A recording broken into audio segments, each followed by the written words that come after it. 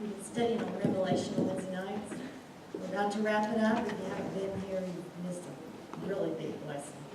But it's just so exciting. The more and more you think about when this earth is done, when this life and this fleshly body gets subject to sinful desires, when it's over, sin is conquered, I'm in heaven, in a heavenly body, no more fight with sin. I mean, it's a shouting thing, right? Yes. So this song is about going to heaven, what it's going to be like.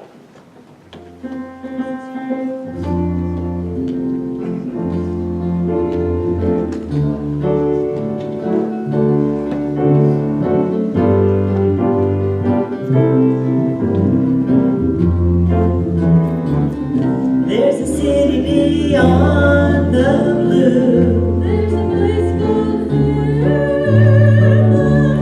Wondrous beauty, pearly white gates, and a river so wide. I'm going up there someday. Far across the Milky Way. Beautiful country waiting ahead in the land of no time. It's a beautiful country there. It's a peaceful place to be. What a wonderful time we'll have, sitting in the bright sunshine over the land I want to see someday. In the Lord I will live on and on. Beautiful country waiting ahead in the land of no time.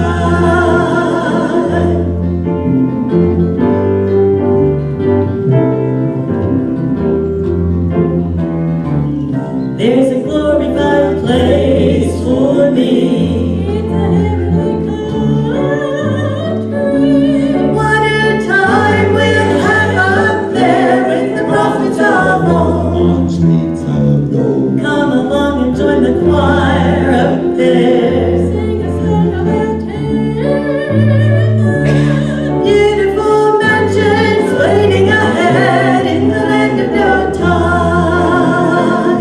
It's a beautiful country there. It's a peaceful place to be. What a wonderful time we'll have, sitting in the bright sunshine over the land I want to see someday. With the Lord I will live on and on. Beautiful country waiting ahead in the land of no time. It's a beautiful country there. It's a peaceful place to be. What a wonderful time we'll have, sitting in the bright sunshine over the land I want to see someday. With the Lord I will live on and on. Beautiful country waiting ahead in the land of no time.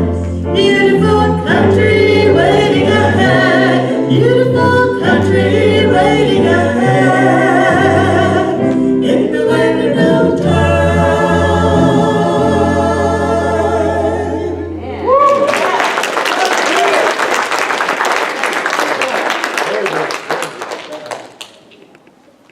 Amen. Wonderful song.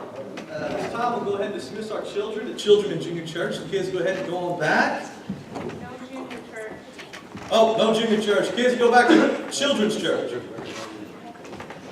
But no junior church. Kids go back to children's church. Junior church, stay with us. And I knew that. I'm sorry, kids. We are on our third week of Neighbors, this series that we're talking about how we love other people, how we get out there, and it's all based on the greatest commandment that has ever been given, and that is to first love the Lord your God with all your heart, soul, mind, and strength, and then the second is like it, to love your neighbor as yourself. We cannot love God if we are not loving other people. It goes hand in hand. It's together. And so this series, I think, is so important because it's all about our relationships with people around us. Are we loving the people that God has brought into our lives every day around us? How many of you guys have kids? If you have kids, go ahead and raise your hand. You know, they can be young kids, old kids, it don't matter. If you have kids. I think every parent that has ever had kids at some point kind of irritated them a little bit, right? You know what I mean? My dad, whenever I was little, I remember one of the things we always tried to do was wrestle. And I loved to wrestle my dad. But when he was on the couch watching TV or something, he always did one thing that just irritated me so much. I hated it, but he did it every time. And I guess I liked it because I kept going back to him. I don't know. But anyway, he would always have his legs propped up. You know, one would be on the couch, the other would be on top of the cushion, you know, on top of the couch. And so I would go and I'd be wrestling with him and I'd try and get in between his legs. He would just bring that other one down and he'd pin me. And I mean, he would pin, and he wouldn't let me move. I would be screaming, Dad, let me, he would just hold me there. And I'd be thinking, man, why is he so mean? Well, for whatever reason, I didn't even realize really that I was doing this until I kind of was putting this lesson together and I was doing something with Emma. I do the exact same thing. She'll come to me and we'll be wrestling and I'll just grab my legs and I'll just hold her. And she'll be screaming, Dad, let me go. And I'm holding on to her. And I thought about that. Man, I'm just like my dad, doing the same thing. But in those moments, I remembered there was a little bit of fear that kind of said, I knew I was with my dad and he'd protect me, you know. But a little bit of fear would set in, like, man, I can't move. This isn't a good situation. Dad, you got to let me move. I'm getting a little claustrophobic. There are times in life, I think, where we as people, we put ourselves in a situation where we get trapped. Where we get in those same situations where we can't move. And then fear starts to set in. Worry comes in. We start to almost maybe hyperventilate a little bit because we don't know what to do in those moments. We realize we're truly trapped. Tonight, or this morning, our title of our lesson is Liberating Others. As neighbors, we need to be liberating others. It needs to be a thought that is truly on our hearts to go out and help people seek freedom. Help people find freedom. Because a lot of people are trapped, not knowing where to go, not knowing how to get out, not knowing what to do, but wanting to be free. And if we are a truly good neighbor, we know the way to freedom, amen? We know the path that needs to be taken. It's our job then to do it. We're going to go to John chapter 8. If you have your Bibles, go to John chapter 8. We're going to start reading at verse 2. And we're going to read down through verse 2 to verse 11. And this is another famous passage that we have. And the first thing that you're going to notice here is that Jesus, again, just like last week and the week before, he's being tested. He's being tried again. And so look at John chapter 8. We're going to start reading at verse 2, and it goes like this. At dawn he appeared again in the temple courts, where all the people gathered around him, and he sat down to teach them. The teachers of the law and the Pharisees brought in a woman caught in adultery. They made her stand before the group and said to Jesus, Teacher, this woman was caught in the act of adultery. And the law of Moses commands us to stone such women. Now what do you say? They were using this question as a trap in order to have a basis for accusing him. But Jesus bent down and he started writing on the ground with his finger.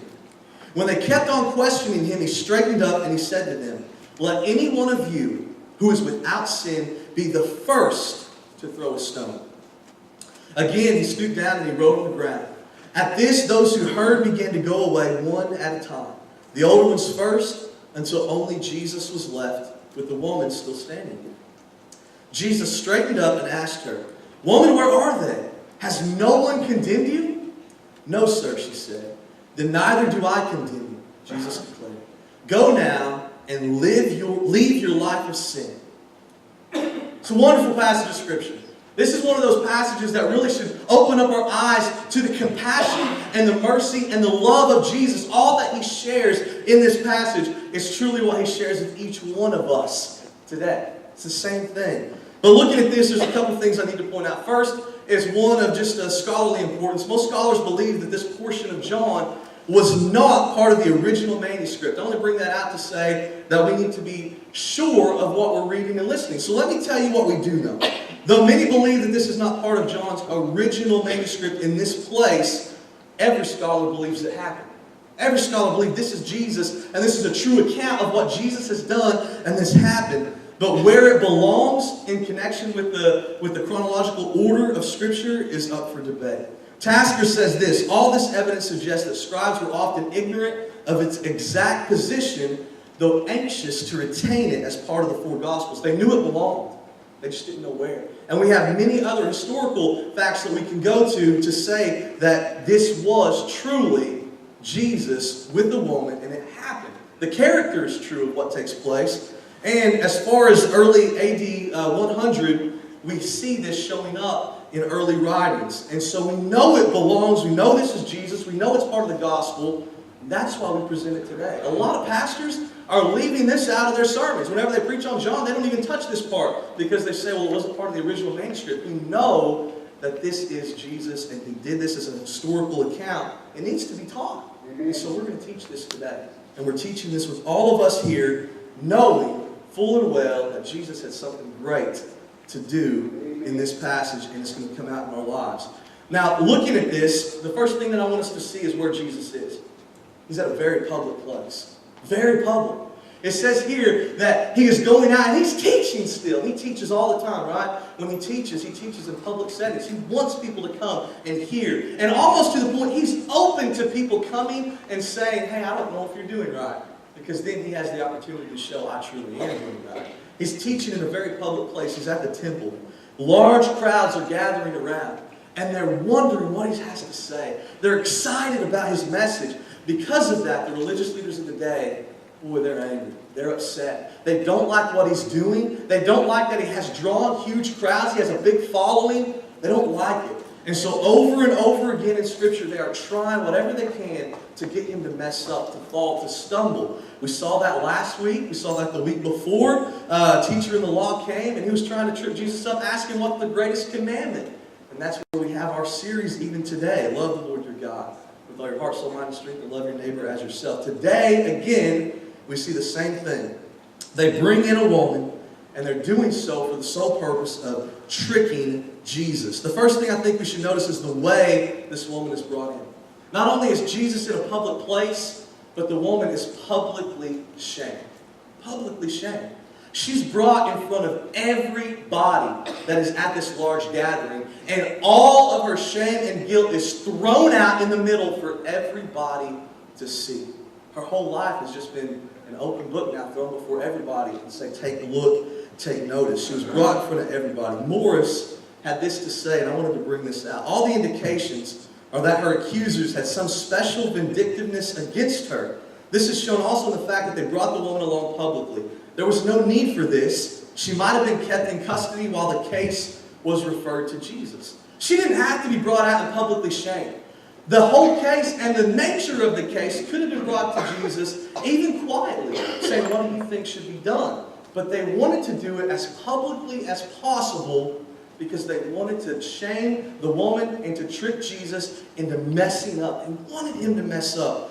And so Jesus knows this. All that is happening here is a woman is being used in a twisted game with the religious leaders trying to mess up Jesus. The woman is just an object in this scenario. How horrible that is. How horrible for people to treat people as objects and to use them for personal gain. And that is what's happening here. And this is done to shame her and pressure Jesus to make that decision about her. Again, we see this by the fact that she was caught in the very act. So not only is she brought along publicly, but they say she was caught in the very act. Pointing out the obvious then, you have to ask, where's the man? Where's the man? The woman is brought publicly to be shamed in front of everybody, but it takes two to tango. She wasn't alone in what she was doing. Where's the man? Why wasn't the man brought along? What is happening here? Yet the man is not even mentioned. Not even mentioned in this scenario. Because of the lack of a man and the public displays, many commentators believe that some sort of prearrangement was happening here. That the religious leaders had orchestrated this whole ordeal to have this woman set up to come before Jesus. Now, this isn't to say she is not without sin. She is, right? She was caught in the act. She was sinful. But it was all set up to trick her, or to trick Jesus into making a decision here. That's what it all was about. And Morris, again, he points out this, that legally speaking, the standard of evidence was very high for this crime. For people to be able to say, I've caught this woman or I've caught this man in the act of adultery, it was a very serious accusation. And as such, it was taken very seriously. You had to do everything just right. And it was said like this, there had to be two witnesses, and they had to agree perfectly. Not one part of the story could be wrong. It had to be perfectly in agreement. They had to see the sexual act take place. It couldn't just be you seen somebody leave together or you saw somebody come out together. You couldn't even see them in the same bed together. You had to see the act take place. It was very difficult to know. It wasn't even enough to see the pair in the same bed together. Conditions were so stringent then, Moore says, that they could have been met only on rare occasions. Only on rare occasions. Under these conditions, getting that evidence for adultery, it would be almost impossible. Almost impossible unless it was a setup. And also looking at this, throughout history and going back to this day, there were very, very few and rare occasions when anyone was actually caught in the act of adultery, because the conditions were so hard and so high to get. Bruce says this: it appears that by the first century, the full rigor of the law was no longer applied as a general rule in urban communities at any rate. And so they are wanting this woman to suffer the harshest of penalties under the law that is there. And if we look at this, we can say it is true. Under the law in that time, if you were caught in adultery, the capital offense, the highest thing that could happen to you could be stoning, could be murder, could be you are put to death. That is where it would go. That could be what happens. But at this point, no one hardly ever was given that option. No one hardly ever had to go that extreme. It was a rarity and occasion. Yet, this is what they're wanting Jesus to do. So why did they bring this woman to Jesus? In light of the circumstances and all that, why did they bring her to Jesus? Let's remember again, the object in this story is not so much what the woman did and her sin. The object in the story is that she is being used as a pawn in a twisted game. That's what we need to remember here. Looking at this, they brought her to Jesus because they thought that no matter how Jesus would answer, no matter which way he would go, they'd have him. He'd be trapped, he would mess up, and there's no way out. Because if Jesus would show mercy, if he would show mercy and compassion and say, you know what? She does not deserve that penalty. She does not deserve it. It would seem like he's saying, okay, well, this sin is okay. He went against the law of Moses. If you go against the laws of Moses, then how can we even trust him? How can we come before him? So he can't do that. But then again, if he say, okay, the law of Moses does say this, we need to do so. Take her out. She is yours. Go ahead and carry out this death penalty. If you do that, then he's going against the law of the day, which is Roman law. And he's also showing great amount of he's not showing any compassion there. But in Roman law of the day, the Romans had taken away the right of official execution for religious reasons. He took that away from the Jews. So the Jews actually have no basis, no way to go out and execute this woman because of the religious law that is in place, because Roman law has stepped in. So either way he answers, Jesus seems to be really in a hard situation, right? It really seems like, what's he going to do? If it was you or I, we might be sweating it out a little bit, thinking, how am I going to handle the situation? But again, let's remember, this is God. This is Jesus. 100% God in human flesh. He knows everything, and his response is wonderful. Look at what he does in his response. In light of everything, Jesus does nothing. At first, right? It's nothing. He doesn't even acknowledge. He doesn't get angry. He doesn't start to talk back. He doesn't do anything. Sometimes the best thing that we could ever do in light of controversy is be quiet. Is be quiet. Allow God to move. Allow God to move. Jesus, he doesn't do anything. He doesn't add fuel to the fire. Instead, he bends down, right? He bends down in an act of humility. He humbles himself, almost as in saying, I'm not going to acknowledge what's happening here, and I'm going to step into the situation. He bends down and he begins to write in the sand. Now we can spend the rest of our time about what he possibly wrote in the sand, about what he does with the religious leaders, about the exchanges going on there, and all that would be so great, and it's worthy of noting and great for a sermon. But today, in light of our sermon series, I want us to just focus on what he does for the woman. Leave out everything else. Just look at what he does for this woman, who at this moment is experiencing extreme guilt and shame, probably fear and worry. It's overwhelming. Look at what Jesus does for this woman. How is Jesus being a neighbor to this woman? Let this be what is on your heart the rest of the sermon. Asking that question, how is Jesus being a neighbor to this woman?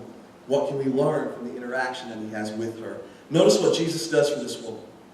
As he bends down and he writes on the sand, if you look through the scripture and you read ahead and you know what takes place, the first thing he does is he levels the playing field. He levels the playing field in an awesome attempt, I believe, as a neighbor, to seek love and restoration for this woman. He levels the playing field because he's wanting to seek love and restoration for this woman. How wonderful that is. You see, first he bends down. And in that act of bending down and showing humility, he's, in a sense, taking her place right now. Because now all the eyes are no longer on the woman and what she has done and her guilt and her shame. But instead, all eyes have now focused and turned to Jesus, who instead of standing straight and approaching things boldly, he bends down in an act of humility. All eyes immediately turn to him. He's, in a sense, taking her place. He levels the playing field. Well, how does he do that? How does he level the playing field? How easy is it, do you think it would be for even us today and Jesus at this moment and everybody around? How easy is it to break someone down? Boy, it's easy, right? Whenever someone's already hurting, just a bad word, it can really shatter their spirit, right? It can just break someone down. How easy is it to look at the sin in others and begin to judge them? Well, it's easy, right? It's easy to look at sin in other people's lives and immediately start to judge on that sin and what they're doing and how bad it is, how wrong it is, how bad of a person they must be. Often thinking things like, how bad, or how could they be so bad? How could they fall so low? And all the while, how easy is it at the same time looking at that sin, thinking, you know, I may mess up sometimes, but I don't know if I would ever go that low. And in a sense thinking, well, I must be better than them, because I'm never going to let my sin go that low. And in a sense, having a sin layer, thinking my sin must be better than their sin. Jesus shows us that a true neighbor is someone who truly loves people, who will never seek to degrade people, who will never seek to bring people to shame, and who will never have a desire for somebody to fall, and do everything that they can, all within their power, to show love, compassion, and mercy in hopes of building someone up. That's what Jesus does here. He does everything to build someone up. Look at Jesus in this scenario. Among everybody that's here, among the crowd, the religious leaders, the woman, Jesus and his disciples, among everybody that's here, Jesus is the only person who truly has a right to ridicule this person. Because he's the only one who is perfect. He's the only one who's completely holy and completely without sin. He has every right, if he wanted, to ridicule her, to punish her, to send her away. He could have easily continued the public shaming that she had already been shown, but he doesn't do it. Because in all of those things, you have to take love out of it. Because love is not in that scenario. Jesus is love. In fact, he does that exact opposite. He levels the playing field to show this woman that we're all sinful, that every one of us here mess up, and we're broken people. He levels the playing field to help her see, even among herself, that she is sinful as they are sinful. As we all are sinful. We're all deserving of shame and punishment. He says to the crowd, in doing so, let he who is without sin cast the first stone. A big, bold statement. Before we get into particulars of that statement, what it means in that particular moment, I want us to think of the enormous truth that Jesus is saying here. The world, I believe, and even as a church, does a great job of labeling sin. And I want you to think of what I mean by that. If I say sin is blank, fill in the blank, what would you say? Well, there are a whole bunch of words that you could put in that blank, right? A whole bunch of words that we could say would fit there. But is that really what sin is? Sin is so much more than one word that could go there. Sin, if we wanted to put a word there that could almost capture what sin truly is, it would have to be disease. Sin is much more like a disease than just an instant in life. Because the Bible says that through Adam, all have sinned. And so that sin is now coming down through Adam, generation after generation after generation. It's a disease that every person on the face of this earth has. And it will continue to be there within our lives until it is dealt with. It's only dealt with at the cross. It's only dealt with through Jesus Christ. That is where sin gets dealt with. Sin is anything that's not of God's will. Anything that's not of God's will. It's missing the mark, and that mark is holiness, which is God. And unless we have Jesus Christ in our life, we're always going to miss that mark. Whether it's by a little bit or by 1,000 miles. We're missing the mark, and that's what matters. If we miss the mark, then that's going to lead us to hell. Sin, whenever it comes to its fullness and is not dealt with, leads us to hell. This disease is going to kill us unless it's dealt with. On this earth, we all can agree this. The result of sin can be different on this earth. If I tell a lie, or if I go out and shoot somebody, there's two different consequences that's going to take place, right? It's going to happen. My life is going to be completely, utterly ruined if I go out and I murder somebody and I get caught. It's going to happen. If I tell a lie, there might be some bad things that would come of it, but it's not nearly as harsh as the penalty that can come from murder. But I want you to think of this. In God's eyes, if I miss the mark by telling a lie, or I miss the mark by murdering somebody, am I still going to the same place? I am. I'm still going to the same place. Because sin is not just the word you can put in the blank. It is the actual disease that has infested my life that God says has got to be dealt with. And that's why we can say this. We can never be good enough to come to God. We can never be good enough to make it to heaven. Because all of us here, we're broken people. We're broken people. When we come to God, He fixes us. He restores us. And He cures us from that disease. Jesus, in this moment, He's leveling out this playing field for this woman to let her truly see what is going on here. That she has a problem that is much bigger than the adultery that has been taking place. Her problem is sin that needs to be dealt with in her life. And He's also laying the playing field to show everyone else there, all of the religious leaders in the crowd, the same truth. That sin has infested their lives and it needs to be dealt with. And it's saying that he who's without sin cast the first stone. He levels it right there. In doing so, He's seeking to restore this woman out of love. He's seeking to restore her. How can anybody ever be restored unless they first realize they're broken? How can we ever be fixed unless we first realize we're messed up? That's where this is going. That's what Jesus is doing here. All sin is forgiven and dealt with at the cross. Let's never forget that. And the power of the cross is made alive in our life when we acknowledge first that we're sinners. We have to acknowledge that. Not acknowledge that, hey, I'm kind of a bad person. Sometimes I mess up every now and then, but we acknowledge that I have a problem and it's sin. It needs to be dealt with. When we acknowledge that and we ask Jesus Christ for forgiveness, come into our life and fix us, He'll do so. When He does so, He gives us power. No matter how big or small that sin seems to be in our life, it is dealt with through Jesus Christ at the cross. And Jesus here shows this woman and all who are present that the sin that she is being labeled for is still sin. And all of us have it and it needs to be dealt with. In Jewish law, getting back to some of the particulars of this day, in Jewish law here, witnesses to the offense, and the offense here is that she was caught in the act of adultery. So the witnesses that actually and physically caught this woman with their own eyes, the witnesses here, they under Jewish law would be the first to begin stoning. They would be the first to take the stone and throw it at this woman. Jesus, in saying this, He's also saying that he was not sin cast the first stone. He's not saying, okay, she's free, she didn't sin. He's not condoning what she had done, but He is saying, if you're going to do this, let's really point out what's happening here and let's do it right. And He's calling first on those who have done the setup. On those who have brought this woman and publicly shamed her and done it for their own agenda. He's calling on them to look inside their own hearts and say, can you truly out yourself and say, I'm holy, I can do this. Can you do that now? In so doing, He almost passed a sentence not upon the woman, but upon those who are accusing her. You have brought her, yet you're still very much sinful. But number two, look at what Jesus does here.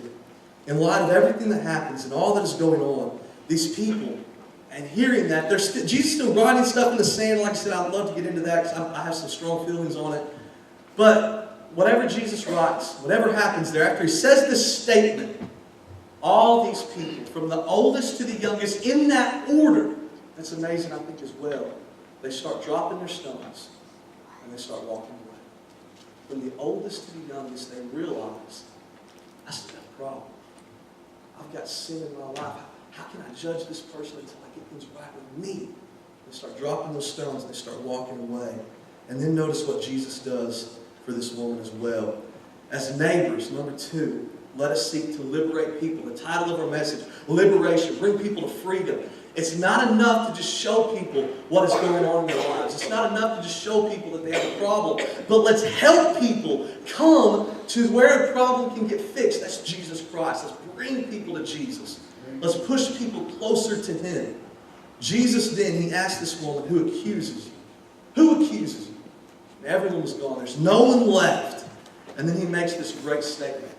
Neither do I. Neither do I.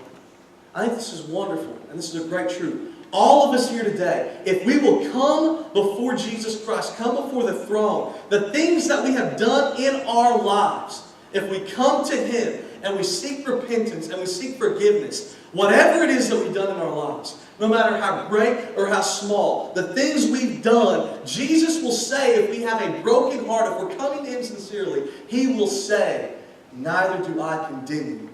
He's going to say you're forgiven if you come to Him.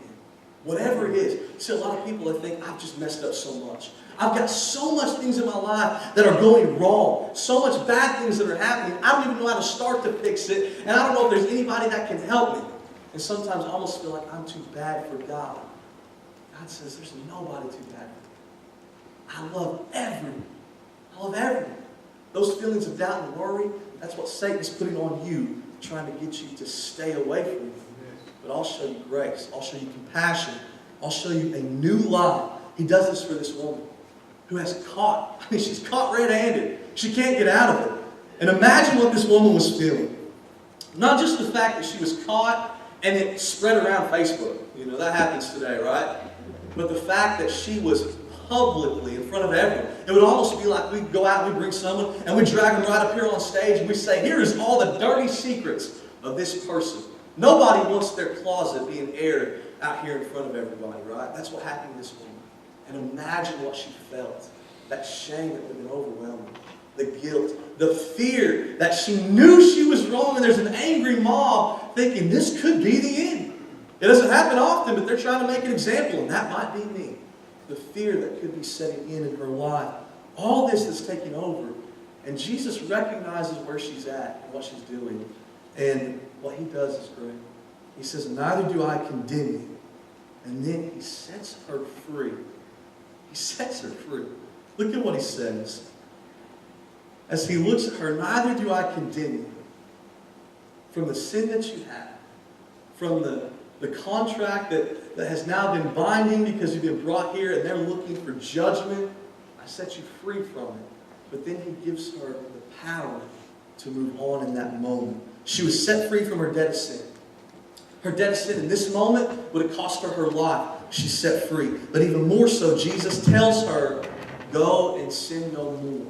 To go and leave her life of sin. What He's saying is, I am empowering you to live different. You don't have to be controlled by those past mistakes. You don't have to be controlled by these urges and temptations. Go and live differently. Be different. He set her free to live without sin.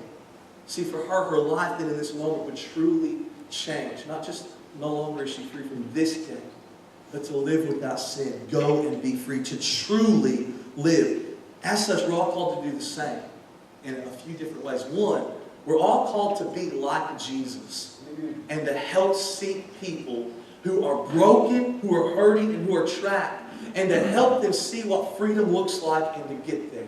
We're also all called to be like this woman. To lead a life of sin. See, none of us here can say, I've never been sinful. Never not been sinful. How about that? None of us are going to say, I've never not been sinful. Because all of us have, right? And all of us here, we have been called to leave our life of sin, to follow after Christ. We're going to mess up, we're going to stumble, but we keep pushing forward on that walk with Christ. We have the power to live without sin because of what Jesus has done. We're called to be free. We're called to assist others to be free. But how can we do this unless we first are living in that freedom that God's given us? How can we do it unless our lives are truly found to be free in Christ? See, the work of Jesus is liberating work. We as humans, I think, we have that tendency to stay in bondage. Whenever I would get free from my dad, I'd have a great time. I'd have fun. And I was nervous. I was scared in those moments that I was trapped. But when I would get free, I would walk and I would forget the feeling of fear and worry and all that stuff that would be whenever I was trapped. And I would go and I would play, and then sooner or later I would come right back to Dad, and I'd be wrestling again, and he'd trap me again. And that same fear and worry would dwell up in me. As humans, we do the same thing. We experience freedom. For whatever reason, we can run back to the things that trap us. God says, be free. You are free. Live in the power of my freedom. That happens when we feel the Holy Spirit's presence in our life and we move with Him. When we see all that takes place before us, we ought to realize that God is working in our lives. Follow after Him. I have a video that I want to show you guys. And this video talks about what it looks like as a Christian to stay in bondage of sin. We have all the power in the world to rid ourselves of it, but are we doing it? Watch this video. To a circus, you'll see the elephants standing out on the parking lot, right? The elephants will be out on the parking lot, these huge, powerful beasts. But they don't go anywhere. They don't run, they don't move. You know why? Because they got a chain around one of their legs. A little teeny chain with a little teeny peg in the ground that these beasts could rip out any old time they feel like it. Because they got the power. They got the power. All they got to do is jerk that leg and that little peg would come out of that and rip that concrete and tear that chain, but they don't budge. You know why? Because they were taught ever since they were a little baby elephant that when you feel this chain, you have no power. From the time they were born, when you feel this chain on your leg, that means you are nothing, you're nobody, and you don't move. Because you're not here to demonstrate your power, you're here to perform. And we got a lot of Christians who aren't here to demonstrate their power, they're here to perform. And so you come to church on Sunday and you perform, but you don't have any power. You drag in church with this chain on your leg. This chain on your leg, I'm coming to worship God, and I'm coming, and He's able with this chain on your leg, and He's so high you can't get over with this chain on your leg, and He's so wide you can't get around, and you got this chain on your leg, performing for the circus. And the hell is laughing at you, eating its cotton candy with that chain on your leg. It's time for you to say, in the name of Jesus Christ, get off of me. Let me go. Get that chain off of me. I'm free, and He who the Son sets free is free indeed. You're free. Walk like it. Act like it. Are you free? Are you free? Are you free? Did Jesus make you free? Then walk like it. Talk like it. Act like it. Hold your head up high and be free. He set you free. He set you free. That's what it's all about. It's about realizing that there's power in Jesus Christ. And when He saved you, when He saved me, His Holy Spirit came and is living within me, and that is power to live free. See that chain that is there that He talks about? That is the sin that before we found freedom always told us you're nothing. Always told us you'll never be great. Always told us you can't be different than what this is. When we got saved, God said, here's the power to liberate. Sometimes we put that chain back on. God says, be free. Live in freedom. And that's what this is about. If we are living in freedom, then we truly have what is found to show other people free. Because we have God. We have Him. And it starts with our actions. It starts with how we talk. It starts with how we think. And it moves us to purpose. Otherwise, we're just here on Sunday mornings, and Wednesday nights, and Sunday nights. And we're moving through life, but we're never really doing anything progressive for the kingdom of God. We're never really doing anything to show God that we've changed, that we're different. But whenever we live in that power of freedom, the world sees it, recognizes it, and says, what do you have? And I want it. That's what we need, amen? Who are you in this story? Are you the religious leaders of this day? Who, whenever someone sins, you look down upon them and you say, man, I'm glad that's not me. Or when someone sins, you say, well, I've never done that. I hope I never do. Or are you the woman in the story who is in desperate need of guidance, forgiveness, and deliverance? Or are you the neighbor? Are you Jesus? Let us all strive and hope to be the neighbor in this story. Who is Jesus, who loves unconditionally, who shows crazy amounts of compassion and mercy, and does it all for the redemptive purposes of seeing someone saved. That's what it's about. But if you're here today and you say, you know what, I'm like the woman. I've got a lot of struggles. I've got a lot of things going on in my life, and I just need to feel that power of freedom. Today is the day. Don't wait. Don't hold on. If you're here today and you're saved and you know you're saved, but for whatever reason you keep going back to these little sins that hold you down, and you haven't really felt the power of freedom in quite some time, and you know that Satan's really trying to work on your life, let today be the day that you break free from whatever bondage that he tries to hold on you, and you live for Christ. Every head bowed, every eye closed.